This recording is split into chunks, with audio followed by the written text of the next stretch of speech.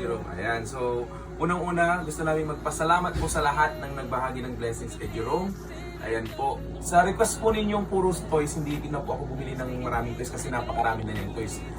Sinabi niya na nasira ang kanyang cellphone kaya binilhan natin siya ng bagong cellphone. So anong sasabihin sa kanya? Okay. Thank you po. Flying kiss mo sila. Ayan, so aside sa cellphone, syempre, request din niya na magkaroon ng cars. Ito yung mga gustong-gusto ni Jerome. Ito po. Ayan. Ay. Happy ba si Jerome? Ito yung mga cars. Happy ba? Pati nga ng happy. Nang kilig. Happy ba? At syempre, ito yung pinaka-unang nakita niyang cars niya. Car niya, yung may remote. So, tatakbuhan ka na naman nito, Ro. Hahabulin mo. Dapat hindi kanya tatakbuhan. Ano? So, anong sasabihin mo sa mga followers natin sa TikTok? Thank you po. Ito.